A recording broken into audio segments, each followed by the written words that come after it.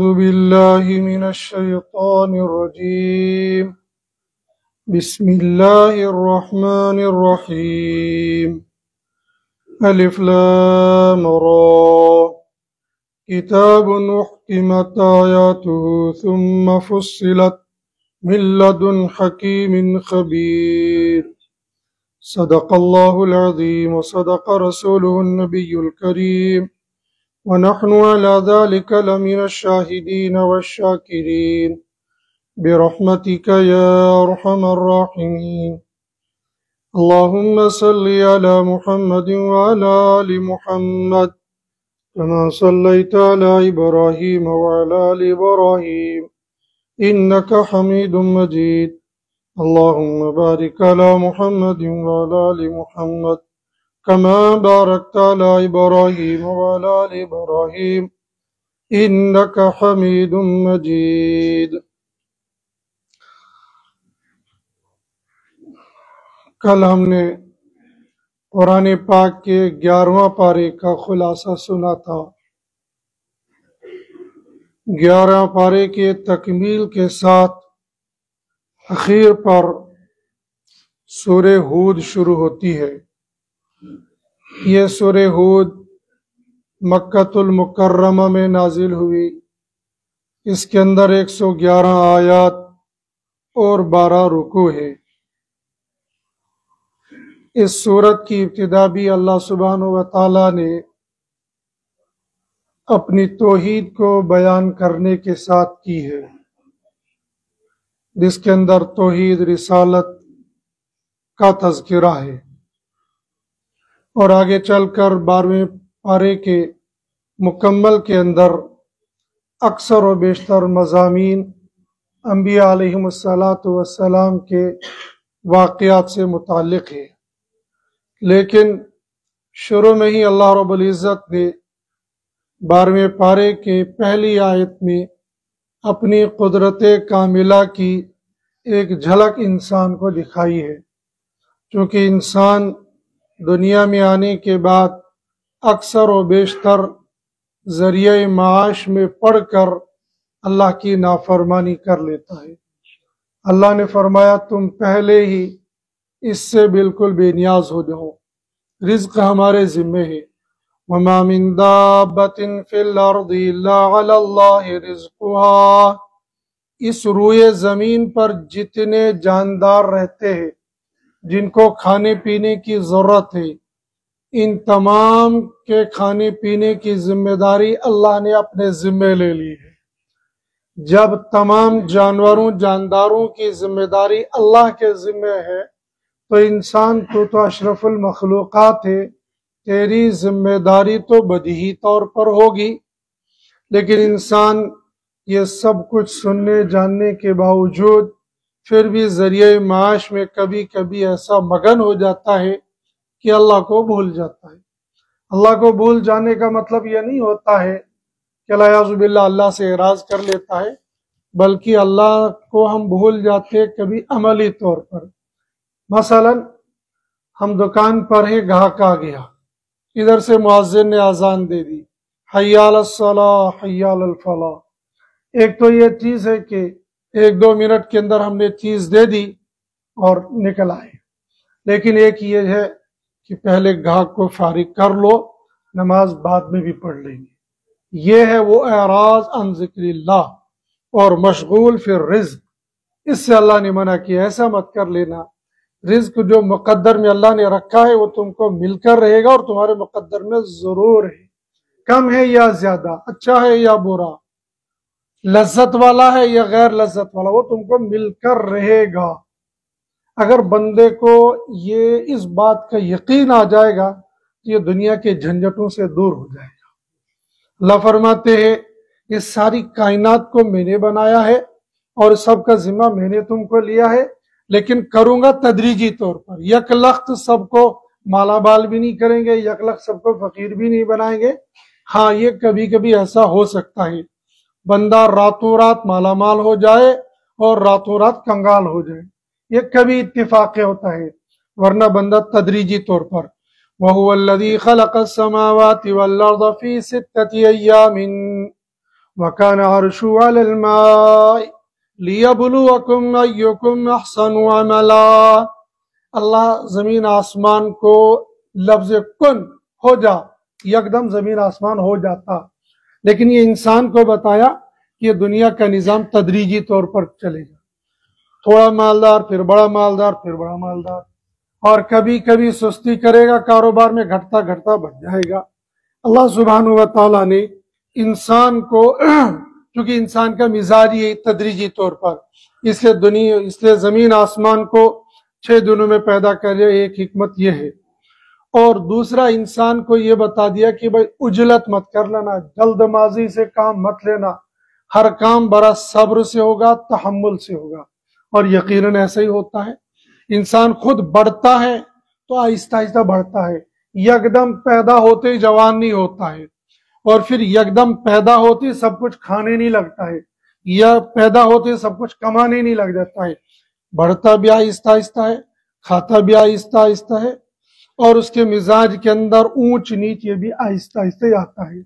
اس لیے اللہ رب العزت نے زمین آسمان کو 6 دن میں پیدا کر کے انسان کو یہ بتا دیا کہ یہ تمہارا سارا کا سارا کام تدریجی طور پر ہوگا، لہذا صبر کرتے رہنا۔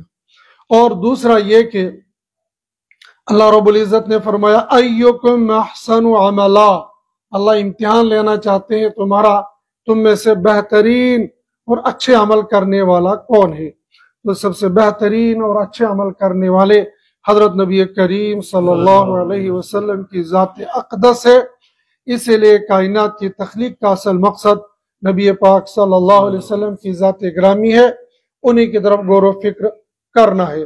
مشرکین مکہ چونکہ مانتے نہیں تھے حضرت نبی کریم صلی اللہ علیہ وسلم کو، اس سے بڑی تکلیف ہوتی تھی، اور وہ طرح طرح کے معجزات کا مطالبہ کرتے تھے۔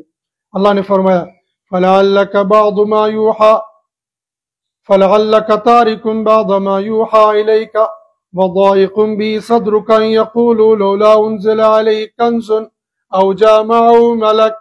یہ آپ سے جو طرح طرح کے معجزات کا مطالبہ کر رہے ہیں، یہ معجزہ لاؤ یہ معجزہ لاؤ، اصل میں ان کو معجزات سے کوئی غرض نہیں ہے، بلکہ اصل غرض ہے ان کے اندر ہے الیاذ باللہ آپ کو عاجز کرنے کی کوشش کر لینا۔ اللہ رب العزت نے فرمایا تم اس معجزہ قرآن کا تم انکار کر رہے ہو، اس سے بڑا معجزہ تمہیں کیا ملے گا؟ اور اگر تمہیں یہ معجزہ نظر نہیں آتا ہے فَأْتُوا بِعَشْرِ سُوَرٍ مِثْلِهِ مُفْتَرَيَاتٍ وَادْعُوا مَنِ اسْتَطَعْتُم مِّن دُونِ اللَّهِ إِن كُنتُمْ صَادِقِينَ۔ اللہ رب العزت نے قرآن کے مقابلے میں ان سے 3 مطالبے کیے ہیں۔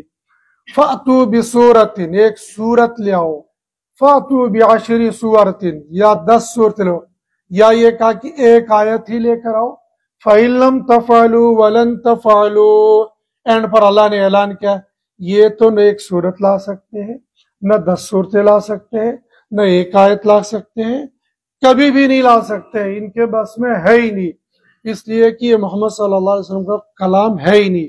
اگر انسان کا کلام ہوتا تو انسان کے مقابلے میں انسان کلام لا سکتا تھا، لیکن چونکہ یہ انسان کا کلام نہیں، یہ اللہ کا کلام ہے، لہذا اللہ کے کلام کے مقابلے میں یہ کوئی کلام لا نہیں سکتے۔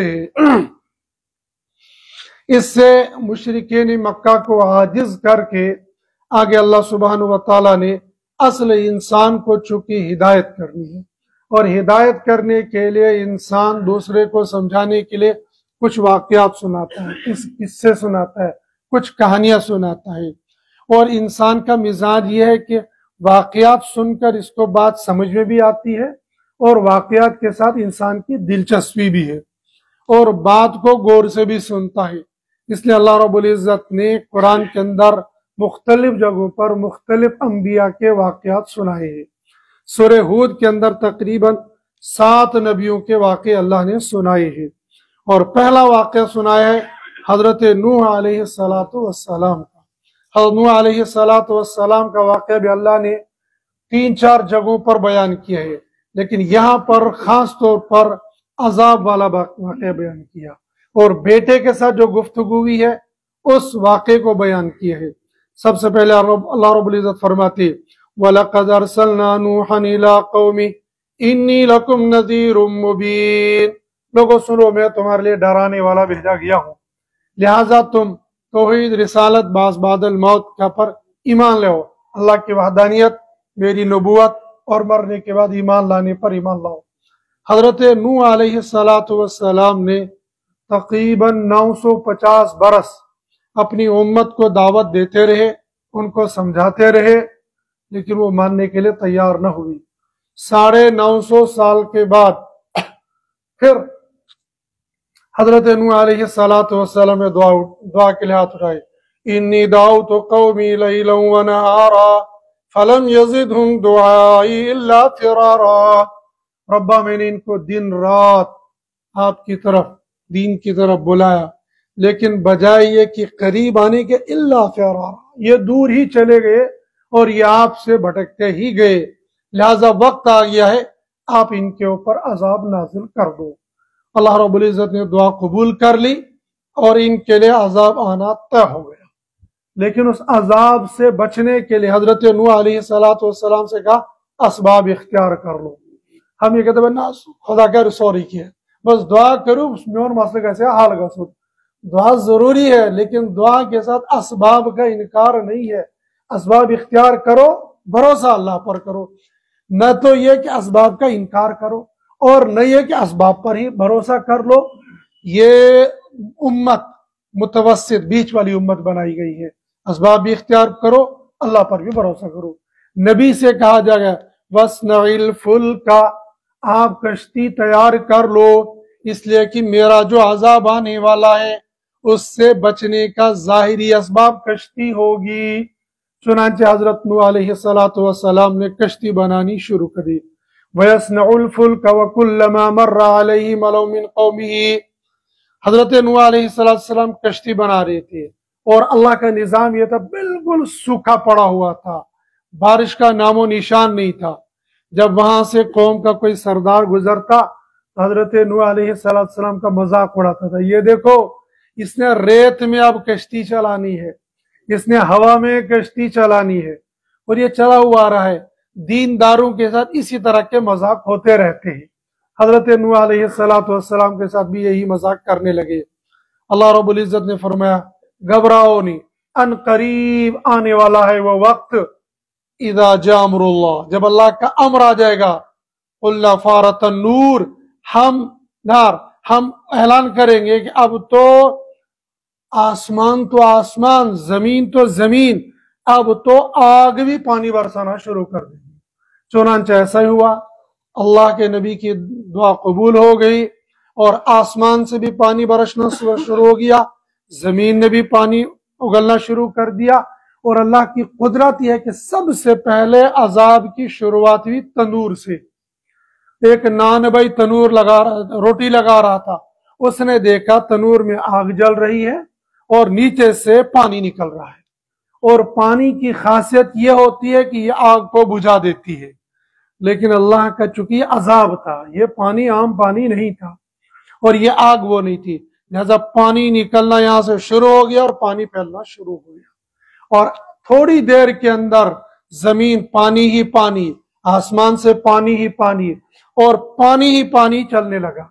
इस दरमियान में अल्लाह रब्बुल इज्जत ने फरमाया, नूह अपने साथ ईमान वालों को और हर जानदार के जोड़े, नर और मादा को इस कश्ती के अंदर सवार कर लो। कश्ती के अंदर सवार हो गए, कश्ती चलने लगी।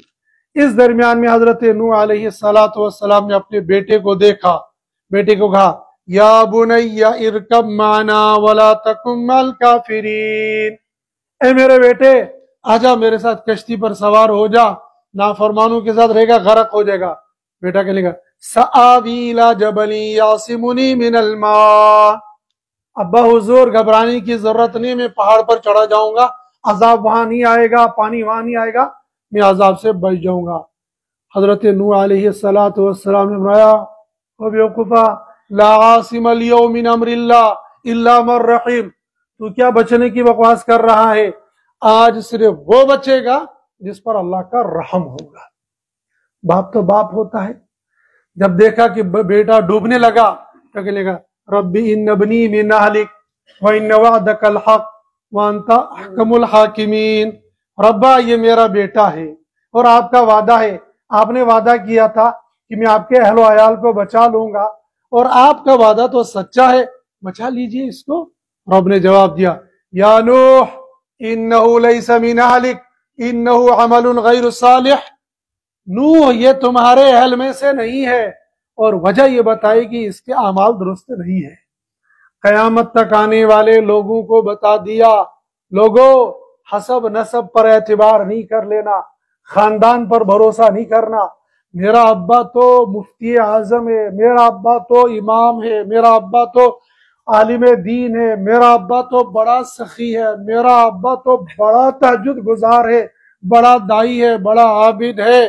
ہاں ہوگا، اس کے اعمال کا فائدہ اس کو ملے گا۔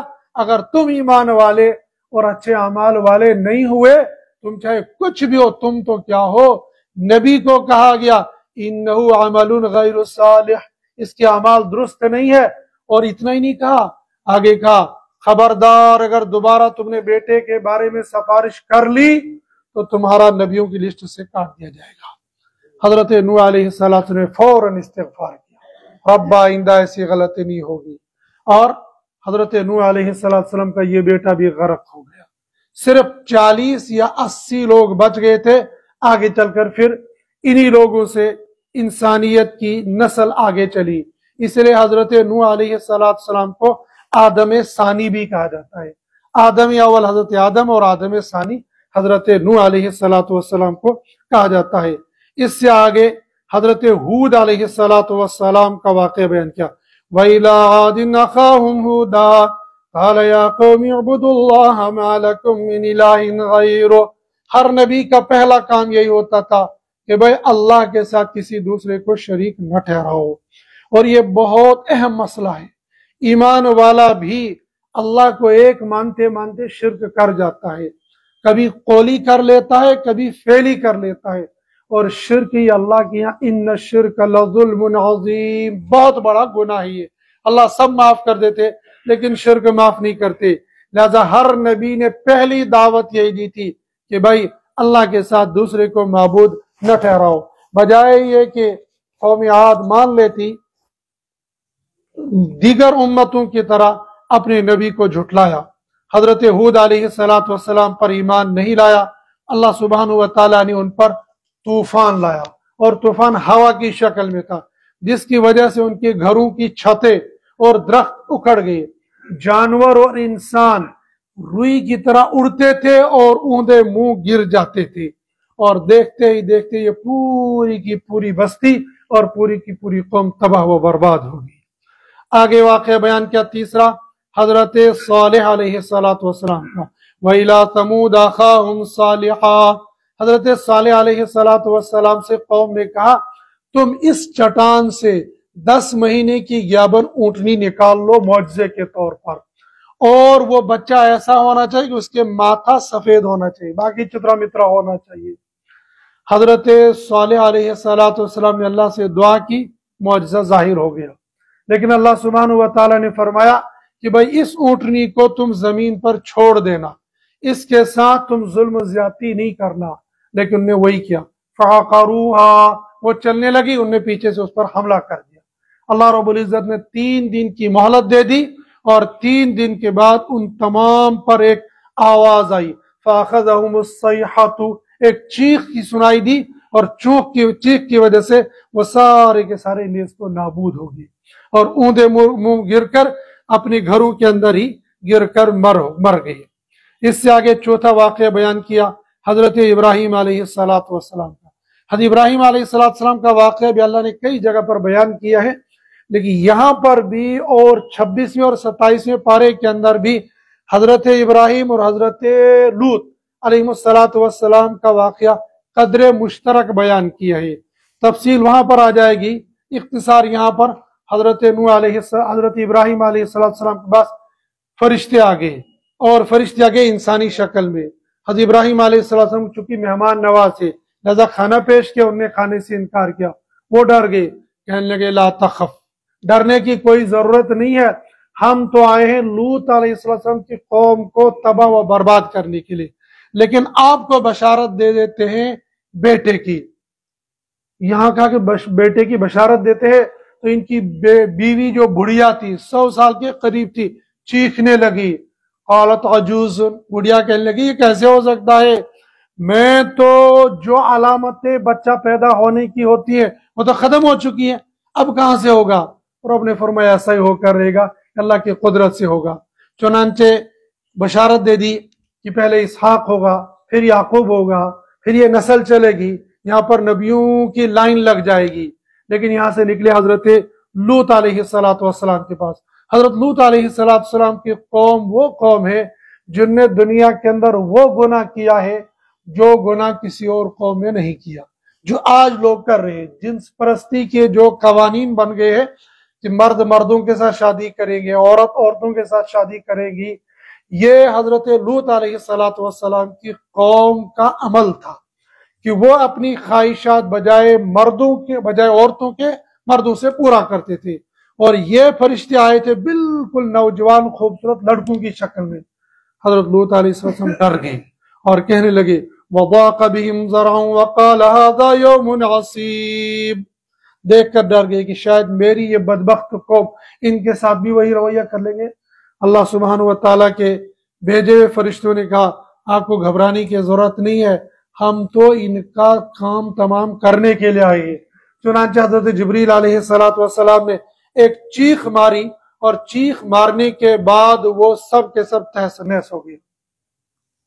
اور نتیجہ یہ نکلا کہ حضرت جبریل علیہ السلام نے یوں پوری بستی کو اوپر اٹھایا اور پھر اوپر سے نیچے زمین پر پٹخ دیا.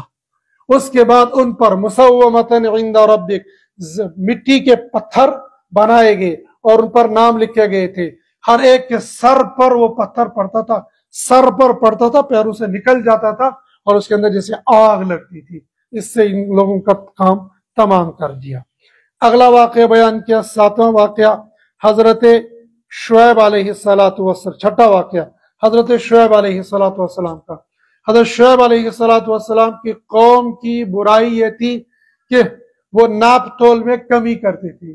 جب لینے کی باری آتی تھی تو زیادہ لیتے تھے اور جب دینے کی باری آتی تھی تو کم دیتے تھے. اللہ سبحانہ و تعالیٰ نے فرمایا حضرت شعیب علیہ السلام سے کہا یا قوم اعبدوا اللہ ما لکم من الہ غیرہ ولا تنقصوا المکیال والمیزان, تم ناپ تول کے اندر کمی نہ کرو. مگر باز نہیں آئے. اللہ سبحانہ و تعالیٰ نے ان کو بھی حضرت جبریل علیہ السلام کی چیخ کی وجہ سے نیست و نابود کر دیا. آگے حضرت موسیٰ علیہ السلام کا واقعہ. حضرت موسیٰ علیہ السلام کا واقعہ کئی جگہوں پر آ گیا ہے, یہاں پر بھی کچھ اختصار کے ساتھ, لیکن یہاں ساتھ میں قیامت کے مناظر کو بیان کیا ہے. وَلَقَدْ آتَيْنَا مُوسَى الْكِتَابَ فَاخْتَلَفَ فِيهِ وَلَوْلَا كَلِمَةٌ سَبَقَتْ مِنْ رَبِّكَ لَقُضِيَ بَيْنَهُمْ.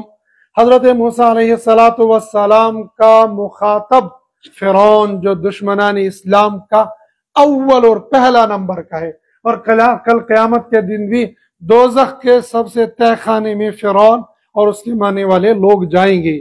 لہذا اللہ سبحانہ و تعالیٰ نے آگے چل کر قیامت کا منظر پیش کیا ہے. یوم یأتی لا تکلم نفس الا بإذنہ, یہ فرعون اور اس کے ماننے والے قیامت کا انکار کرتے اور کہتے ہیں جیسے بادشاہ آج ہیں ویسے کل بھی ہوں گے. ایسا نہیں ہوگا, یہ تو وہ دن ہے. حضرت جبریل علیہ السلام حضرت موسیٰ علیہ السلام کے پاس آتے. حضرت موسیٰ فرعون کے پاس گئے اور فرعون سے کہا دیکھو فرعون, اگر تم نے اللہ پر ایمان لایا تو اللہ پاک اور بہت ساری نعمتوں میں سے ایک نعمت تم کو یہ دے دیں گے, تم کو کبھی بڑھاپا نہیں آئے گا, تم جوان ہو جاؤ گے. دوسرا, تمہاری حکومت کبھی ختم نہیں ہوگی. اور تیسرا, تم کو کبھی موت نہیں آئے گی. فرعون نے کہا ٹھیک ہے میں کل بتاؤں گا, مشورہ کروں گا. اسلام نے کہا جب تم کو مشورہ کرنا ہو تو عقل مند سے مشورہ کرنا, بیوقوف سے مشورہ نہیں کرنا. اور بندہ بیوقوف سے مشورہ کرتا ہے. تو فرعون ویسے تو لگتا تھا عقل مند لیکن تھا ایک نمبر کا بیوقوف. گیا حامان کے پاس اور حامان سے کہنے دیکھو میرے پاس موسیٰ آئے تھے اور انہوں نے 3 کام بتائے, اور جو دنیا کا لالچی ہوتا ہے نا ان 3 باتوں میں پھنس جاتا ہے. ایک تو بڈھا نہیں ہونا چاہتا, دوسرا دولت کم نہیں ہونی چاہیے, تیسرا مرنا نہیں چاہتا ہے, اور یہ تینوں آفر اس کو دیے گئے تھے۔ حامان نے کہا ہائی میرے خدایا، تم میرے خدا ہونے کے باوجود کیسے بھولے بھالے ہو؟ تمہاری عمر 400 سال ہو گئی، آج تک تم مرے نا، پھر کیسے مرو گے؟ موسیٰ تم کو بیوقوف بنا رہا ہے۔ کہا ہاں بات تو صحیح ہے۔ کہا آج تک تم سے کسی نے تمہاری حکومت چھینی؟ کہا نا۔ کہا تو سوچو تو صحیح خدا صاحب، اچھا رہی بعد کی بات، تمہاری جوانی صبح دیکھ لینا، رات کو لائی کالی مہندی لگا دی، صبح کو دیکھا فرعون جوان ہو گیا ہے۔ کہا دیکھا؟ دوسرے دن حضرت موسیٰ علیہ السلام آئے گا، کہا دیکھ رہے ہو میری تبدیلی شروع ہو گئی ہے، اب تمہارا یہ کہنا کام نہیں آئے گا۔ اللہ کے نبی حضرت موسیٰ علیہ السلام نے فرمایا او موسیٰ، او فرعون بدبختہ، تو سمجھا ہی نہیں میں تجھے کہنا کیا چاہ رہا تھا، اور تو کیا کر بیٹھا ہے؟ تو کیا سمجھتا ہے کل قیامت کے دن تجھے نجات ملے گی؟ کل قیامت کے صرف 2 جماعتیں ہوں گی، فَمِنْهُمْ شَقِيٌّ وَسَعِيدٌ، یا وہاں بدبخت ہوں گے یا نیک لوگ ہوں گے۔ فَمِنْهُمْ شَقِيٌّ، شقی کے نا فی النار، دوزخ میں ہوں گے، وَأَمَّا الَّذِينَ سُعِدُوا فَفِي الْجَنَّةِ، اور نیک لوگ یہ جنت میں چلے جائیں گے۔ یہ تمام واقعات بیان کرنے کے بعد اللہ کے نبی صلی اللہ علیہ وسلم سے اللہ نے فرمایا نبی جی یہ سب واقعات آپ کو سنا دیے ہیں تاکہ آپ گھبرائیں نہیں، لیکن آپ کا کام ہے فَاسْتَقِمْ كَمَا أُمِرْتَ، جو کام آپ کو سونپا گیا ہے اس پر مستقیم رہیے، استقامت اس پر رہیے۔ مولا علی قاری رحمۃ اللہ علیہ نے فرمایا استقامت، الاستقامت خیر من 1000 کرامت، چھوٹے سے عمل پر بھی بندے کو استقامت ہونی چاہیے۔ ہم لوگ رمضان میں نماز بھی، روزہ بھی، تراویح بھی، تسبیحات بھی سب کچھ کرتے ہیں، ادھر شوال کا چاند دکھا نہیں اور ادھر سے مسجد سے نمازی غائب ہوئے نہیں، اس لیے چٹکلا بنانے والوں نے بنا دیا گمشدہ نمازیوں کی تلاش۔ وہ دریافت ہوتے یکم رمضان کو اور غائب ہو جاتے ہیں وہ یکم شوال کو۔ ہم کو ایسا نہیں بننا، ہمیں تو مستقیم بننا ہے۔ مستقیم کا مطلب چاہے عمل چھوٹا سا ہی کیوں نہ ہو، ہر حال میں اس کام کو کرتے رہنا ہے۔ اور استقامت حضرت علی رضی اللہ تعالیٰ عنہ کو اللہ کے نبی صلی اللہ علیہ وسلم نے فرمایا مرنے سے وہ سونے سے پہلے یہ کام کر لیا کرو۔ ان میں سے ایک کام تھا سونے سے پہلے 33 مرتبہ سبحان اللہ، 33 مرتبہ الحمدللہ، 34 مرتبہ اللہ اکبر۔ کسی شاگرد نے پوچھا حضرت جب امیر معاویہ رضی اللہ تعالیٰ عنہ کے ساتھ جنگ چل رہی تھی اس رات میں بھی آپ نے یہ معمولات پورے کیے تھے؟ کہا ہاں الحمدللہ، اس رات میں بھی میں تب تک نہیں سویا جب تک نے یہ معمولات پورے کر لیے۔ اور ہمارا حال کیا ہے؟ یہ مستحب والے معمولات تو بہت دور کی بات ہے، ہم تو نمازوں کو قربان، نماز نہیں نمازوں کو قربان کر دیتے ہیں۔ اور اللہ کے نبی صلی اللہ علیہ وسلم نے اسی آیت میں فرمایا کہ جب یہ آیت نازل ہو گئی صحابہ نے عرض کیا یا رسول اللہ صلی اللہ علیہ وسلم آپ کی داڑھی کے کچھ بال سفید ہو گئے ہیں، یہ کیا ہوا؟ آپ نے فرمایا شیبنی ہود، مجھ کو سورہ ہود نے بوڑھا کر دیا۔ اور سورہ ہود میں بھی یہ آیت ہے فَاسْتَقِمْ كَمَا أُمِرْتَ وَمَنْ تَابَ مَعَكَ وَلَا تَطْغَوْا، جو کچھ حکم ملا اس پر پابند رہنا، سرکشی اور نافرمانی مت کر لینا۔ حالانکہ تصور بھی نہیں ہے کہ اللہ کے نبی اللہ کی نافرمانی کریں گے۔ یہ قیامت تک آنے والے لوگوں کو یہ بتانا تھا، لوگوں دیکھو حضرت نبی کریم صلی اللہ علیہ وسلم سے کہا دین پر پابندی کر لینا تمہارے لیے بھی ضروری ہے، دین پر پابندی کرتے رہنا چاہیے۔ انہو بما تعملون بصیر، اللہ پاک تمہارے تمام اعمال کو دیکھ لیتے ہیں۔ اور آگے اللہ نے حکم دیا ہے واقم الصلاۃ طرفی النہار وزلفا من اللیل ان الحسنات یذہبن السیئات۔ استقامت کا مطلب ہے نمبر 1 تم نماز کی پابندی کر لینا۔ اس آیت میں 4 نمازوں کا تذکرہ ہے، فجر کا، عصر کا، مغرب کا، عشاء کا۔ ظہر کا تذکرہ دوسری آیت کے اندر ہو، لیکن یہاں کہ اقم الصلاۃ طرفی النہار ان الحسنات یذہبن السیئات، نیک کام کرتے رہو گے تم سے تمہاری برائیاں مٹتی رہے گی۔ اور یہ کہہ کر نماز کے اندر خشوع خضوع پیدا کرنے کی تلقین کی گئی ہے کہ خشوع خضوع کے ساتھ نماز پڑھو گے تو تمہارے چھوٹے موٹے گناہ سب ختم ہو جائیں گے۔ اللہ سبحانہ و تعالیٰ نے فرمایا ہم نے یہ تمام واقعات تمہارے لیے اس لیے بیان کیے گئے ہیں ताकि तुम मजबूत हो जाओ। नबी को भी कहा, उम्मत को भी कहा, वकुल्लन नकुस्सु अलैका मिन अंबाइर रुसुलि मा नुसब्बितु बिही फुआदक वजाअका फी हादिहिल हक़ व मौइज़ा व ज़िक्रा लिल मुमिनीन। इस्तिकामत के साथ और इसके जरिए से नसीहत हासिल कर लो, और ये ईमान वालों के लिए नसीहत है। यहाँ पर सूरह हूद मुकम्मल होगी। आगे शुरू हो गया सूरह यूसुफ।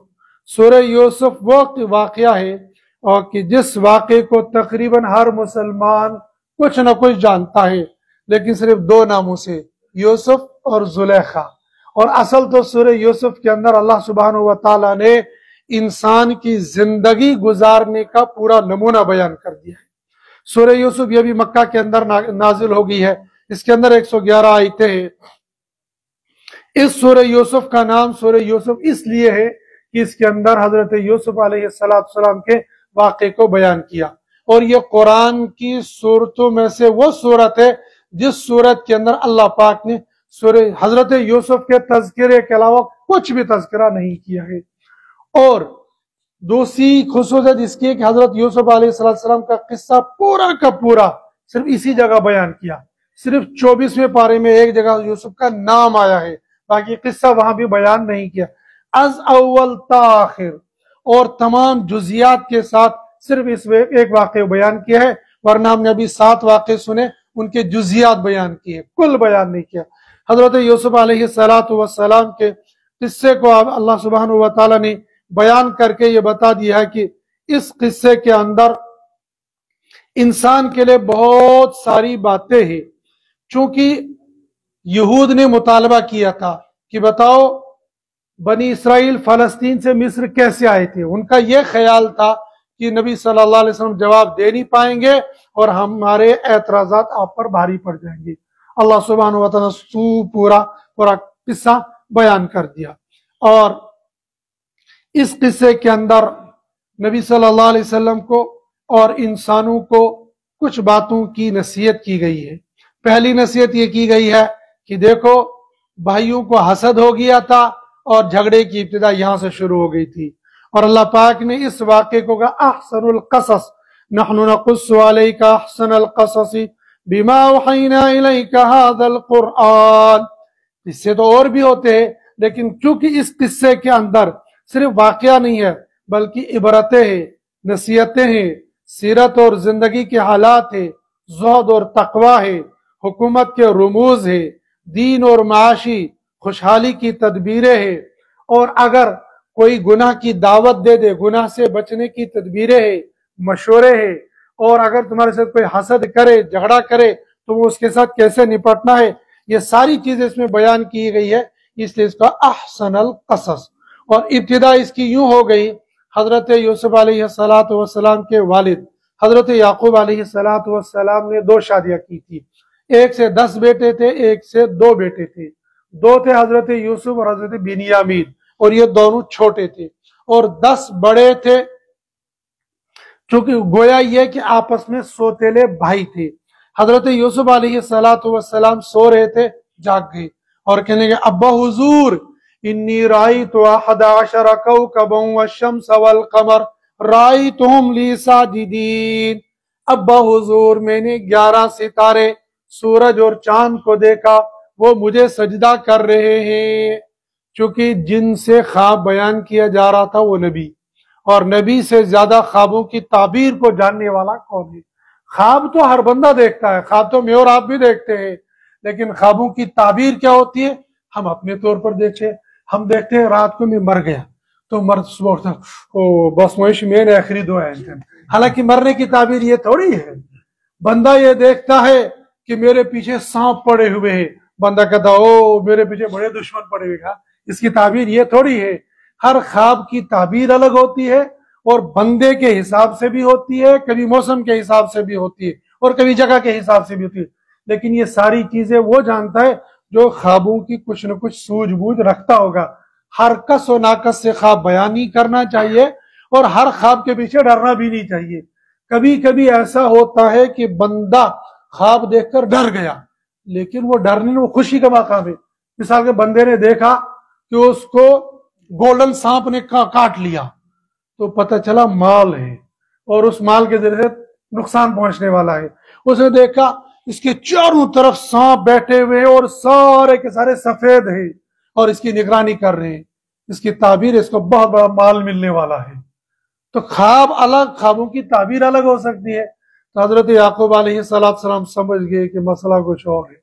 मसला ये होने वाला, एक वक्त वो आएगा कि मेरे ये 11 बेटे, 10 तो ये और एक बिन्यामीन, और शम्स और कमर, मैं और मेरी बीवी जो जिंदा है, हम सब एक दिन यूसुफ अलैहिस्सलाम की मुती बन जाएंगे, फर्माबरदार बन जाएंगे।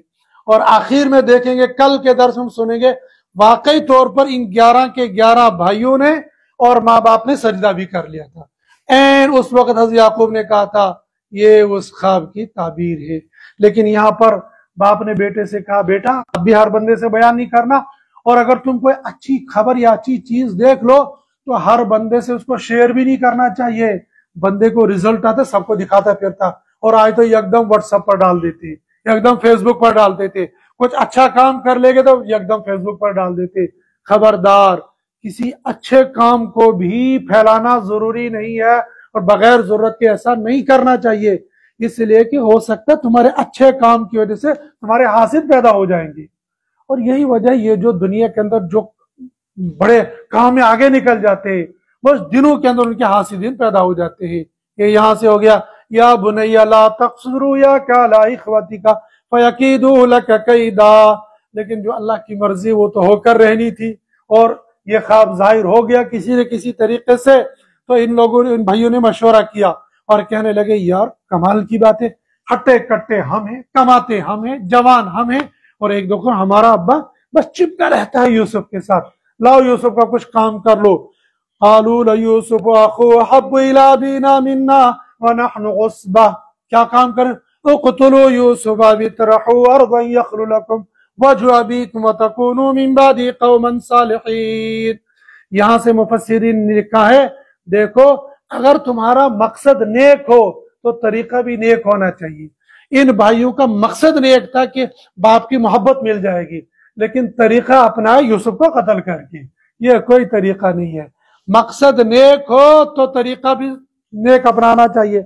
मिसाल, एक आदमी को ख्याल आ गया, यार फला मदरसे वाले बड़े मकरूस है, अब चंदा तो लोग देते नहीं, इतने सफीर आ गए, मैं एक काम करता हूँ, आज बैंक पर डाका डालता हूँ, इन मदरसे के वाले को दे देता हूँ और इनका कर्जा सारा खत्म हो जाएगा। मकसद बहुत अच्छा, लेकिन तरीका बिल्कुल गलत। तरीका भी सही होना चाहिए, मकसद भी सही होना चाहिए। इनका मकसद सही था लेकिन तरीका सही नहीं था। इन्होंने क्या किया, गए अब्बा हुजूर के पास, अब्बा हुजूर हम कल खेलने के लिए जाना चाह रहे हैं, लिहाजा आप भी यूसुफ को हमारे साथ भेज दीजिए। हज़रत याकूब अलैहिस्सलाम ने कहा, भेज तो देता, लेकिन मुझे डर है कहीं ऐसा न हो कि यूसुफ को भेड़िया खा जाए। और इत्तिफाक की बात, उधर बेटे के ख्वाब पर यह यकीन की ख्वाब की ताबीर ये नहीं कुछ और है, और इधर खुद ख्वाब देखा था कि भेड़िया बेटे को खा रहा है। जहन में बैठ गया तो हो सकता है ये जंगल जा रहे हैं, तो हो सकता है भेड़िया खा जाएगा।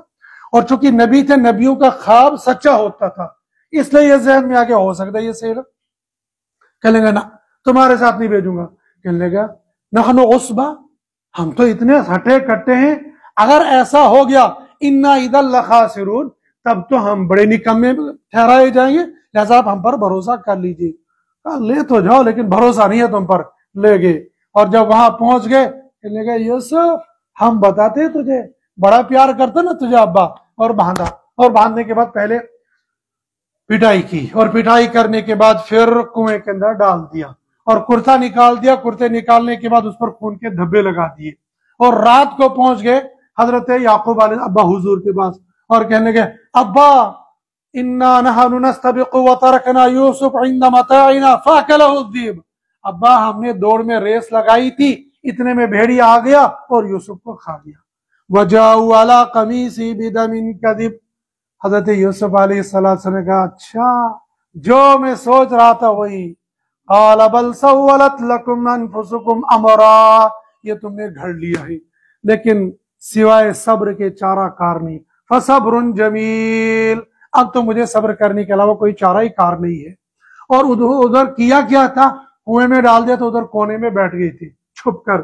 इधर एक काफिला गुजरा, काफिले वालों ने चंद बंदों को भेजा, जाओ पानी लेकर आओ।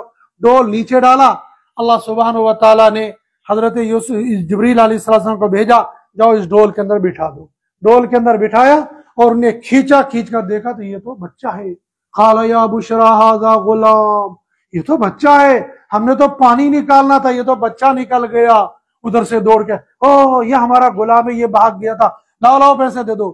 20 درہم کے بدلے میں بیچ دیا، یہاں یہ بیچ دیا، اور ادھر نے کہا چلو ہمیں بھی مال غنیمت مل گیا، یہ بھی لے کر چل گئے مصر کے بازار میں، اور مصر کے بازار میں حضرت یوسف علیہ السلام کو بیچنا شروع کر دیا، اور عزیز مصر نے خرید لیا اور لے کر آ گئے اپنی بیوی کے پاس، اور اللہ کی شان، عزیز مصر کے پاس اولاد کوئی نہیں تھی، آگے بیوی کے پاس کہنے لگے وقال نسوة في المدينة امرأة العزيز تراود فتاها عن نفسه قد شغفها حبا، ہمارے دل کو یہ بہا گیا ہے بچہ، تم اس کو پالو، اس کی پرورش کرو، ہو سکتا ہے آگے چل کر یہ ہماری کوئی کام آ جائے گا۔ چنانچہ پالنا پرورش کرنا شروع کر دی، اور پرورش کے ساتھ چونکہ حضرت یوسف علیہ السلام کو اللہ پاک نے پورے حسن کا نصف دیا تھا اور نصف دنیا میں تقسیم کر دیا۔ آج بندہ کسی گوری یا گورے کو دیکھتا تھا لٹو ہو جاتا ہے، اور حضرت یوسف علیہ السلام کو کتنا حسن ملا ہوگا، تو گھر کے اندر رہتے تھے اور بیوی وہاں رہتی تھی زلیخا، اور حضرت یوسف علیہ السلام جوان ہو گئے، کچھ دن میں جوانی جب ابھر آ گئی، وراودته التي هو في بيتها، اس عورت نے ڈورے ڈالنے شروع کر دیے، اس کو اپنی طرف کھینچنا شروع کر دیا۔ حضرت یوسف علیہ السلام قال معاذ اللہ انه ربی قد احسن مثواي، وہ تو میرا آقا ہے، اس نے مجھے ٹھکانہ دیا ہے، اور تم مجھے گناہ کی دعوت دے دیتی ہو، ایسا ہرگز نہیں ہو سکتا ہے۔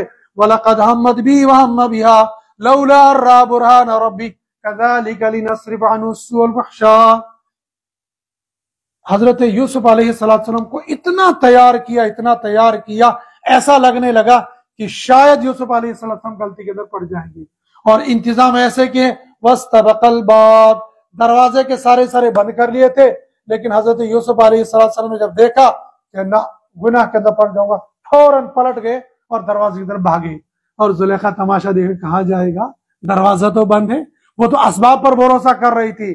یوسف علیہ السلام نے یوں دروازے پر ہاتھ رکھا، دروازہ کھل گیا، زلیخا نے دیکھا اوہو یہ تو معاملہ خراب ہو گیا، پیچھے سے گئی اور کرتا پکڑ لیا اور کرتے پیچھے سے پھاڑ دیا۔ جو ہی باہر نکلے وہاں عزیز مصر کھڑا تھا۔ زلیخا مکار عورت ہوتی ہے، اور عورت نے فوراً بات بنانی شروع کر دی، کہنے لگی اس بندے نے میرے عزت پر حملہ کر لیا تھا، اب اس کی سزا کیا ہونی چاہیے۔ خود ہی کہنے لگی، سمجھ رہی تھی اگر عزیز مصر نے قتل کر دیا تو میرا محبوب تو ہاتھ سے نکل جائے گا، اس نے فوراً تجویز پیش کر دی اس کو جیل میں ڈال دو۔ حضرت یوسف علیہ السلام نے کہا نانا وشہد شاہد من اہلھا، وہاں پر ایک دودھ پیتا بچہ موجود تھا۔ حضرت یوسف علیہ السلام نے کہا میری گواہی پر تم کو اعتبار نہیں آئے گا، یہ جو شیر خار بچہ ہے اس سے پوچھ لو، ان کان قمیص قد من دبر فکذبت وہو من الصادقین وان کان قمیص قد من قبل فصدقت، اس یوسف کا کرتا دیکھ لو، اگر یہ پیچھے سے پھٹا ہوگا تو یوسف سچا ہے، زلیخا جھوٹی ہے، اور اگر یہ آگے سے پھٹا ہے تو پھر زلیخا سچی ہے، یوسف جھوٹا ہے۔ اور بچہ وہاں کمرے کے اندر پڑا ہوا دودھ پیتا بچہ جو بول نہیں سکتا ہے، پوری کائنات کے اندر چند بچوں نے بولا ہے، ان میں سے ایک یہ بچہ بھی تھا، ایک حضرت عیسیٰ علیہ السلام تھے، اور ایک یہودی ایک عیسائی پادری کی صفائی پیش کرنے کے لیے ایک بچہ بول پڑا تھا، وہ بھی ایک جنگلی عورت کا بچہ تھا۔ اس نے کہا کہ دیکھو کرتا پیچھے سے پھٹا ہے تو زلیخا جھوٹی، آگے سے پھٹا ہے تو یوسف جھوٹا ہے۔ جب دیکھا گیا تو حضرت یوسف علیہ السلام کا کرتا پیچھے سے پھٹا ہوا تھا، تو اب کیا کرتا، وہ عزیز مصر کہنے کا سر جھکا لیا، کہنے کا آرزن حاضا، یوسف چھوڑ دو، اب اس کو دفع کر دو، اس مسئلے کو، یہی مکاری اس عورت کی ہے، تمہاری کوئی غلطی نہیں ہے، رفع دفع ہو گیا۔ لیکن واقعہ کیسے تھا؟ واقعہ چاہے بادشاہوں کا ہو چاہے فقیروں کا ہو، جب کوئی واقعہ دنیا کے اندر رونما ہوتا ہے، آج نہیں کل نہیں پرسوں وہ نکل ہی جاتا ہے، اور بادشاہوں کی جہاں جو کچھ ہو جائے گا، یہ جتنے گھٹالے کر رہے ہیں اور گھٹالوں کو دبانا چاہ رہے، یہ خود ایک دوسرے کے پیچھے لگ کر ایک دوسرے کے ٹاکے کھینچ کر، اور ایک وقت وہ بھی آ جاتا ہے کل تک ہوتے ہیں بادشاہ، آج ہوتے ہیں جیلوں کے اندر. اور یہ وہی ہوتا ہے کہ اندرون خانہ ان کے راز نہیں رہتے ہیں. غریبوں کے راز پھر بھی راز رہتے، لیکن امیروں کے راز نہیں رہتے. یہاں پر یہی حال ہو گیا، یہ راز نہیں رہا، اور یہ بات پھیل گئی شہر کے اندر. بات پھیل گئی کہ عزیز مصر کی بیوی یہ غلام پر عاشق ہو گئی. اور غلام پر عاشق، ویسے بھی بڑے آدمی کی بیوی یا بیٹی کسی پر فدا ہو جائے، عاشق ہو جائے تو معیوب ہے، لیکن کسی چھوٹے بندے پر فدا ہو جائے یہ تو ذلت والا کام ہوتا ہے. اس لیے انہوں نے کہا یہ عزیز مصر کتنی گھٹیا عورت ہے، یہ غلام پر فدا ہو گئی. عزیز مصر بھی عورت تھی. اس نے کہا میں بتاتی ہوں تم کو. وقال نسوة فی المدینۃ امرأۃ العزیز، ان کے پاس نمائندہ، اور کہنے لگا آج تمہاری دعوت ہے. اور دعوت کا انتظام یوں کیا، ٹیبل سج گیا، کھانا لگ گیا، فروٹ لگ گیا. اور زلیخا نے کہا سب سے پہلے فروٹ کھایا جائے گا. اور فروٹ تھا وہ شوپیان کا سیب. شوپیان کا سیب نہیں تھا سیب ہی کی طرح تھا، کوئی ایسی چیز جس کو چاقو سے کاٹنا تھا. کہا ایک ہاتھ میں تم لو یہ سیب اور دوسرے ہاتھ میں لے لو چھری. اب جب میرا آرڈر ہوگا تو تب تم نے کھانا شروع کر دیا. کو آرڈر کر دیا یوسف اپنے حجرے سے باہر نکلو. اور سب کی نظریں ادھر ہی کی طرف لگی ہوئی تھی. جو ہی انہوں نے دیکھا کہنے لگے ہذا بشر او ملک کریم، یہ انسان ہے یا کوئی فرشتہ ہے. اور دیکھتے دیکھتے اور کاٹنے تھا سیب، کاٹنے لگے انگلیاں، ہاتھ کاٹ دیے. زلیخا نے کہا یہی ہے وہ جس کے بارے میں تم مجھے ملامت کرتی تھی. ایک نظر نے تم نے ہاتھ کاٹ لیے، یہ تو 24 گھنٹے میرے پاس رہتا، کیا میں اپنا دل اس کے لیے نہیں کاٹ سکتی تھی؟ بس اس وقت انہوں نے کہنے لگا ہاں نا تو سچی ہے. لیکن حضرت یوسف علیہ السلام سمجھ گئے یہ تو مجھے چاروں طرف سے گھیرا جا رہا ہے، لہذا رب السجن احب الی مما یدعوننی الیہ. زلیخا نے پہلے وار وہاں کیا، اب ان عورتوں کو ایک سے تو نمٹ گیا تھا لیکن اتنوں سے کیسے نمٹوں گا، لہذا رب مجھے جیل ہی بہتر ہے. اور زلیخا نے وہاں کہا نا یہ اس کو جیل میں بھیج دو. یوسف علیہ السلام زبان سے بھی نکل کے مجھے جیل ہی بہتر ہے، کم سے کم تنہائی میں بیٹھوں گا، اللہ تو کر دوں گا. جیل میں چلے گئے تو وہاں 2 جوان آگے، اور ساتھ میں جیلروں کے پاس جیلر اور بھی ہوتے، 2 جوان آگے. اور ان دونوں جوانوں نے کہا ہم نے خواب دیکھا ہے. کیا خواب دیکھا ہے؟ ایک نے کہا کہ میں اپنے آقا کو شراب پلا رہا ہوں، اور دوسرے نے کہا کہ میرے سر پر ایک ٹوکری ہے، اس سے چیل کوے یہ سب آ رہے ہیں اور نوچ نوچ کر کھا رہے ہیں. حضرت یوسف علیہ السلام نے کہا ٹھیک ہے میں بتاؤں گا تم کو خواب کی تعبیر، لیکن پہلے سنو. پہلے پوری دعوت دے دی، اللہ کی طرف بلایا. نبی کا کام ہی یہ ہے، سب سے پہلے اللہ کی طرف جوڑنا، اور جوڑنے کے بعد پھر خواب کی تعبیر بیان کی. کہنے کہ تم میں سے ایک نہ بتایا نہیں کس کے کیسا، تم میں سے ایک کو پھانسی ہوگی، اور ایک تم بادشاہ کا چہیتا بن جائے گا، وہ اس کا خادم خاص بن جائے گا. اور کچھ دنوں کے بعد پروانہ آ گیا. جس نے دیکھا تھا کہ ٹوکری کے اوپر روٹیاں کھا رہے ہیں چیل کوے، اس کو گیا پھانسی کا اعلان. تو جا رہا تھا رہائی ہونے کے بعد، تو کان میں اس کو کہا جب واپس جاؤ گے تو اپنے بادشاہ کے سامنے یہ بھی تذکرہ کر دینا ایک بے گناہ قیدی وہاں پر پڑا ہوا ہے.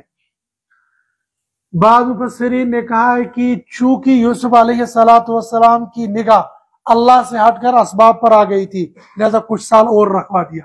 لیکن یہ اللہ کی منشا تھی، یہ کوئی معتبر روایت نہیں ہے، لیکن بہرحال ایک قول یہ کہ اسباب کی طرف چلے گئے تھے. وقت گزر گیا، کئی سالوں کے بعد بادشاہ کو خواب آ گیا. کیا تھا خواب؟ انی ارا 7 بقرات سمان یاکلون 7 عجاف و7 سنبلات خضر واخر یابسات. دیکھا کہ 7 گائیں ہیں اور دوسری 7 گایوں کو کھا رہی ہے، اور 7 بالیاں سوکھی ہیں اور 7 بالیاں دوسری ہیں. اب جو وہاں پر بیٹھے ہوئے تھے حواری، ان سے کہا تو مجھے خواب کی تعبیر بتا دو. سب نے کہا قالوا اضغاث احلام وما نحن بتأویل الاحلام، یہ تو ایسے ہی بیوقوف والا خواب ہے، ہم ان خوابوں کی تعبیر نہیں جانتے ہیں. یہ جو رہائی پر آ گئے تھے یہ وہیں پر موجود تھا، اس کو یاد آ گیا. کہنے لگا بادشاہ سلامت مجھے اجازت دیجئے، اس خواب کی تعبیر میں نہ لاؤں گا نکال کے. کہا کہاں؟ جیل میں جانا پڑے گا. کہا جاؤ. گیا جیل میں، اور جاتے کہا یوسف ایوہ صدیق، فوراً ایسی بات ساتھی سے کہہ دو جس سے وہ پگھل جائے گا. ایوہ الصدیق، اے میرے دوست. اگر جا کر کے یا ایک خواب کی تعبیر بتاؤ، پہلے کہا دوست. جب کسی کو دوست کہو گے تو وہ پگھل جائے گا. اب شاید اس کو ڈر لگ رہا کہ 7 سال گزر گئے اور میں تو کچھ کہہ کے گیا تھا یہاں سے، وہ تو میں نے کیا نہیں. کہنے لگا ہمارے بادشاہ نے یہ خواب دیکھا، اس کی تعبیر بتاؤ. اور تم چونکہ خواب کی تعبیر صحیح بتاتے ہو. یوسف علیہ السلام نے کہا ہاں میں بتاتا ہوں تم کو.